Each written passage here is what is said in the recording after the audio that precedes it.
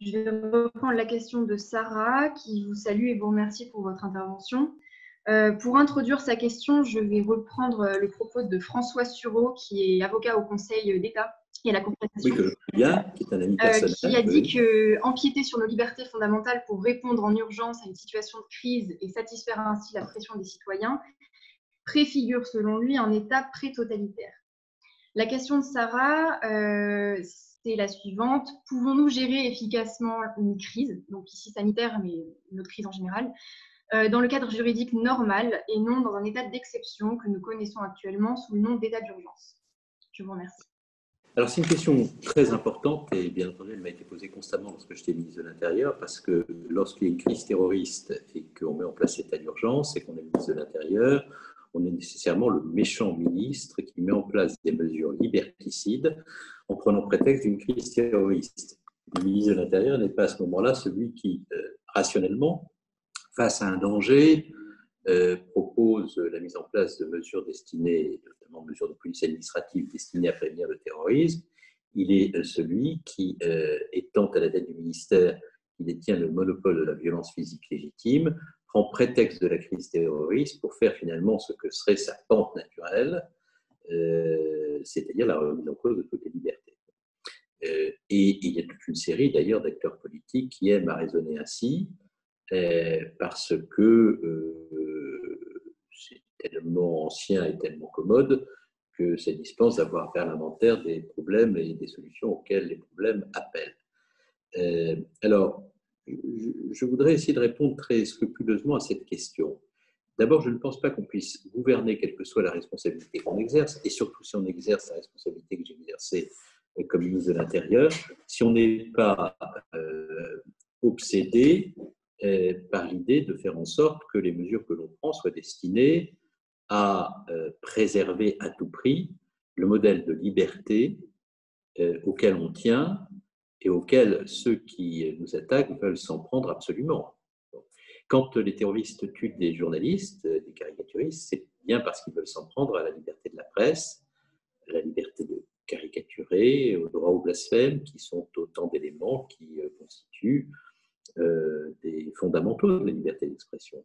Lorsque on égorge un prêtre à Saint-Étienne-du-Rouvray en juillet 2016 et qu'on fait de même à Nice récemment, c'est bien la liberté de religion et donc à ce trésor qu'est la laïcité qui permet de croire ou de ne pas croire, et dès lors qu'on a fait le choix de sa religion, d'être garanti qu'on pourra la vivre et l'exercer librement. C'est à cela qu'on s'en prend, c'est-à-dire une liberté fondamentale, la liberté de la presse, la liberté de religion et la liberté de croire ou de ne pas croire.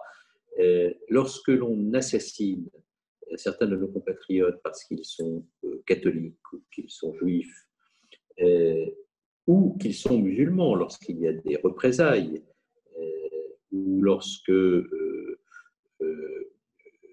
certains musulmans tuent d'autres musulmans parce qu'ils ne pratiquent pas la religion, avec tout l'obscurantisme qui s'attache à leur conception de leur propre religion.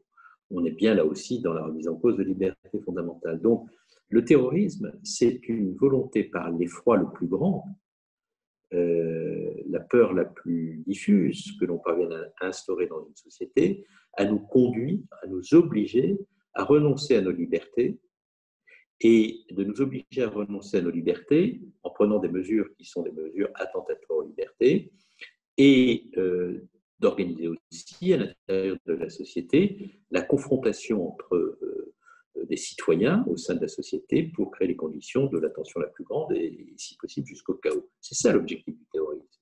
Donc quand vous êtes un républicain ardent, un démocrate convaincu que vous devez faire face à cette situation-là, vous ne pouvez pas y faire face en ne réfléchissant pas aux conséquences de l'état d'urgence ou des mesures de police que vous prenez sur les libertés fondamentales que ceux que vous combattez s'emploient à mettre en pièces.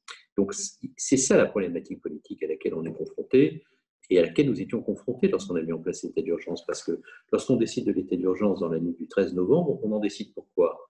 On en décide parce que tous les terroristes qui ont commis cette tuerie de masse ne sont pas mis hors d'état de nuire et n'ont pas été arrêtés, que nous ne sommes pas convaincus qu'il n'y aura pas d'autres attentats commis par d'autres acteurs avec lesquels les assassins du Bataclan et des terrasses de Paris et du Stade de France peuvent être en lien. Nous sommes par ailleurs dans une situation où la COP21 doit avoir lieu 15 jours après ces événements avec plusieurs milliers d'étrangers représentant les délégations du monde entier venant participer à cette grande conférence pour le climat, des risques de manifestations par des groupes extrémistes à l'occasion de cette conférence qui nous mobiliseraient fortement pour assurer la sécurité dans Paris, alors même qu'il y a une menace terroriste extrême. Et donc, c'est pour toutes ces raisons-là que nous mettons en place l'état d'urgence, pour faire en sorte qu'un trouble grave à l'ordre public cesse. Mais l'état d'urgence, d'abord, ce n'est pas un élément contraire à l'état de droit. L'état d'urgence, il est prévu par l'état de droit. C'est la loi de 1955 qui est un élément d'état de droit qui nous conduit à déclencher l'état d'urgence. C'est parce que l'état de droit peut être en situation pour faire face à une violence extrême de se protéger que l'état d'urgence lui permet de le faire. Donc l'état d'urgence n'est pas, contrairement à une pensée juridiquement fausse et démocratiquement erronée, une manière de sortir de l'état de droit pour l'abandonner à tout jamais et lui tourner le dos. L'état d'urgence est un dispositif prévu par l'état de droit et destiné à permettre à l'état de droit d'être sauvé face à une violence extrême qui pourrait, pour toutes les raisons que j'ai indiquées tout à l'heure, le mettre à genoux. Mais pour que cette théorie dite des circonstances exceptionnelles, c'est-à-dire ce qui justifie des mesures exceptionnelles de police administrative, notamment d'état d'urgence, c'est le risque d'un péril imminent qui justifie de la mobilisation de ces mesures, cette théorie des circonstances exceptionnelles ne suffit pas à rendre l'état d'urgence légitime. Il faut qu'il y ait un contrôle très important du Parlement et du juge sur les mesures d'état d'urgence, du juge administratif et du juge judiciaire, même si c'est le juge administratif, vous le savez, qui est plus particulièrement compétent sur ce sujet. Et donc, pour moi, l'état d'urgence suppose, une juste conscience de son caractère temporaire pour sauver les libertés au nom d'état de droit. 2, un haut contrôle de l'action de l'exécutif par le Parlement. 3, un haut niveau de contrôle juridictionnel par les juridictions administratives et judiciaires. 4, un haut niveau de contrôle de la presse face à laquelle il faut toujours rendre compte.